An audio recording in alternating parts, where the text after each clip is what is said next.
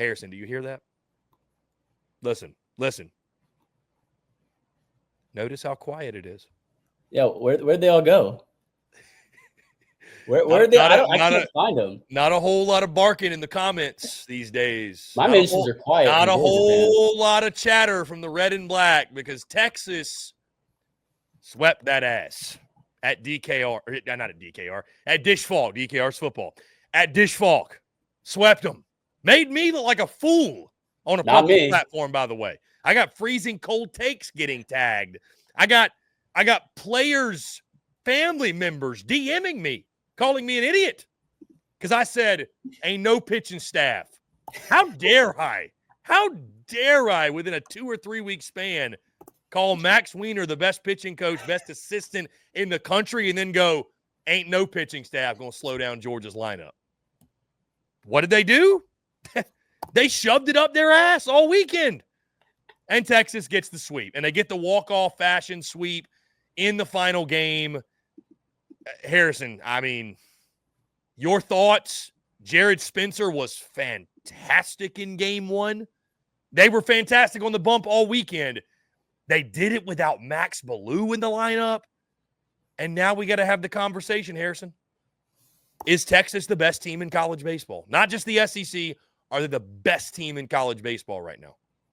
I'm going to start with your question of, and I'm going to answer your question coming to the series of, can any team stop this Georgia lineup?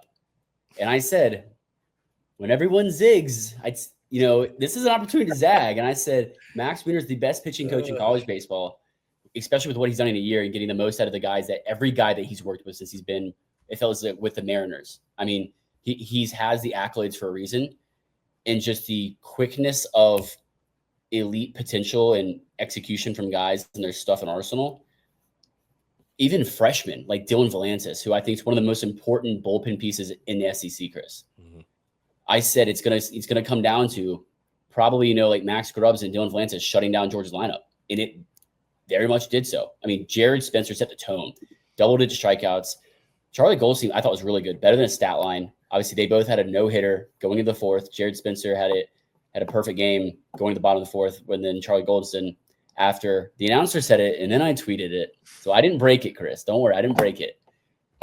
20 seconds later, gets a base hit to end the no-hitter for Georgia. But, I mean, I said, Chris, going out west and playing on the road in the SEC is tough. Like a venue, especially, at Texas with the standards of which they have as a blue blood of college baseball, and just feeling like they're back. Like a blue blood being back, that's just like foaming out of the mouth for them, I think. And, it comes down to the pitching staff. We talk a lot of times how pitching travels. I think pitching can solidify things at home too. I really do. And it starts with, when you have elite guys like Jared Spencer, Luke Harris on the mound. I mean, he doesn't give you a quality start. He still feels dominant. And, he gets hit around a little bit, but he's just 9 Ks, 1 walk. And then you have stoppers that are not just guys that can step up, but stoppers. Every single appearance, it feels like. And Max Grubbs going multiple innings every time, slamming the door shut, not giving guys free passes, and not getting hit up, not getting barreled, right?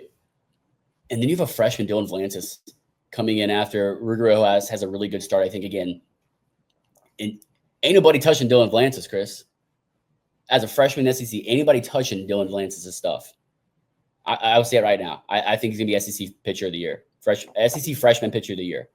I mean, I've been high on him, I think, since week 2, if anything, if not week 1. And to come out of the bullpen and go the final 4 innings, one hit, 8 Ks, Chris, no walk, 1 walk, no runs, and absolutely silence a scorching loud offensive lineup in Georgia's lineup. That's just, I don't want to say it felt like night and day, but it felt like, I'm not gonna say it did, but it felt like those powers didn't travel, Chris. They didn't take the secret sauce with them. Maybe they didn't use torpedo bats. I don't know what it was, but hey, I did say, Chris, what happens when you're going to go play at a bigger pitcher-friendly ballpark? The trees and foliage are full. The fences are not that far, like Dish Falks are. And that's, to your point, Harrison, that's kind of a side note that we, like, SEC baseball fans, here's a message from SEC Unfiltered to you all. Stop taking offense if somebody says you play in a hitter-friendly ballpark or a pitcher-friendly ballpark. Newsflash. Lindsey Nelson and Foley Field, they are hitter-friendly ballparks. It does not mean that your home runs are cheapies or you don't deserve them. I will say a lot But of when them, you go to Lindsey Nelson Texas, were not cheapies. I'm just saying when you go to Dish Falk, like you said, that's a pitcher-friendly ballpark. Especially with the wind. You might have to win games in different ways. The way you win may not travel, and you're going up against a good staff. What happened to Georgia's offense, I think, can happen. I didn't expect it, though. And what's wild about it, Harrison, it's not like Georgia even pitched bad. They just got out-dueled. I thought Brylan Curley looked pretty good overall. I know he went 5 innings, 3 hits, 2 earned, 9 Ks, 3 walks, but that's all you ask out of him. I think that's all you ask. No, if you get that out of him, you're like, hey, thank you. Shake his hand. It's bullpen, step it up. Let's go. Keep it going. Keep it rolling. I mean, because that against a Texas lineup that's not going to just mash the ball 1 through 9 like Georgia's does. But when I said it going into the series, Georgia's just a home run machine, and that's how they're going to beat you. Texas is a doubles and home run style of club that they don't need to have the home run ball to beat you, but they have it there, right? You have Jalen Flores and Ryan Galvan, who I'm glad he's back and healthy and playing. You have just guys stepping up. I mean, you have Stewart hitting a home run too. Dude, Gasparino stays red hot. Guys, Gasparino, including, had a double in game 2. I mean, it's different guys stepping up at different times. And you got Gasparino, he had a big weekend, I think. And I think it was really needed, especially someone, if not 2 people, had to step up in place of Max Blue being out. And Gasparino, I think Kimber Schussler, as well as Casey Borba, all stepped up and kind of fulfilled that role when needed. And, Ryan Galvan being healthy was great and a huge, huge benefit for them too. But to shut out, I mean, Rylan Zembrowski, it felt like most of the series. I mean, he goes 0 for 4, 1 for 3, and then he goes 1 for 3. I mean, I know they're deeper than that, but that's the nucleus of their offense. Mm-hmm. And to do that, I mean, sends a message, because I said that Georgia was overrated going into the Florida series. They proved me wrong. And, I did pick them to beat Auburn and Kentucky. I'm going to admit that again, right? I picked them to beat those 2. But this is by far the best pitching staff they face. And looking at Florida's staff now, maybe that wasn't a good pitching staff as much as we thought it was preseason early on. This is by far the best pitching staff they've seen. Game 1 through game 3. I won't go as far, and I'm not saying this is what you're doing, but I won't go as far as say I'm jumping back on the Georgia is overrated train. No, but I'm saying that when you have an elite pitching staff like Texas does, starters and bullpens. Contrary to the point that I tried to make going into the weekend, in fact, great pitching does still beat great hitting. Yes, that's basically what I'm saying. So I was wrong. Texas fans, hey, right hand up. I was very wrong. Hey, Chris. And I mean, I'm all good with it. I mean, I'm happy for you. I mean, I guess I won't be seeing you in the Eddie Yard when we got to Austin.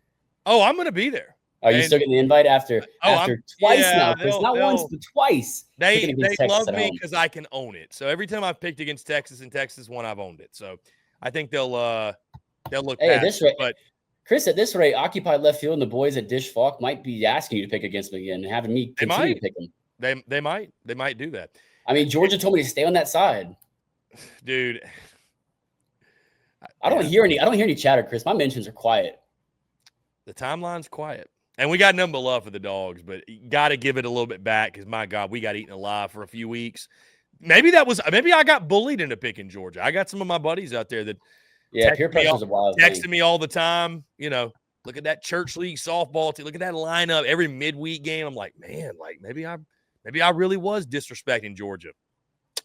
Turns out I was disrespecting the wrong all those Georgia burners that came out of the folly trees. Looks like they went back this weekend. Back to the at least for the weekend, Chris. At least for the week. Back to the greenhouse. Well, that's no disrespect to Georgia and their lineup. It's just Texas got the best of them. Yeah, I think Georgia's going to be fine. I just think they ran into a buzzsaw. I mean, they ran into what you could argue is the best team in the country. On that note, Harrison, again, we're going to talk about the other team that you debate this with is Arkansas. That's the big 1-2. Who's going to be one? Chris, to hold Texas the way Georgia did, their pitching staff did. I mean, 4, 5, and 7 runs that. I mean, that's not you should expect Georgia to win one of those games. Yeah. To go there and not even win one is got to be the really, really disappointing part for Dog fans. I'll ask you this, Harrison. We're going to get into it a little bit. We're going to fly through it though because Arkansas, took care of the business. Swept Mizzou. It was a blowout all 3 games. Offense stays hot. But I'm going to ask you, Harrison. You and I both dropped power rankings, but just right now, Texas or Arkansas, who's number 1 in the conference? Power rankings, Arkansas. I just don't think Texas jumps them yet, but I think it's like a really close, like 1A, 1C. Okay, let me but I say that because Texas has played better competition and beat them both. Let me reframe it then. Okay. Well, it's just the jump right now is tough for me. Power rankings, Arkansas. Who do you think is the better baseball team? Because those are two different questions.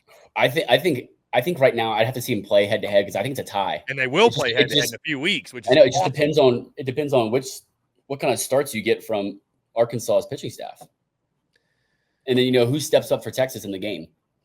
I think power rankings, as I've wrestled with this, Harrison, and my official power rankings. I need to drop mine. I haven't done that yet. Tuesday, so I've got some time still. I could change my mind, but same. I'm probably going to go the Hogs as well, just because they were 2, and it just, I don't know, man. Like having Texas jump all the way up and jump them when it's like all Arkansas has done is win. But then again, I mean, Texas has beaten 2 top 10 teams at top home. 5. And they just, top 5, and they just swept. Or top 10, you're right. And they just swept one of them. So they have both been there is a debate to be had, no doubt. But God, I can't wait for that Arkansas-Texas series. That is just going to be pure cinema down the road in a few weeks. Hey, college baseball, the people's sport. Cannot wait.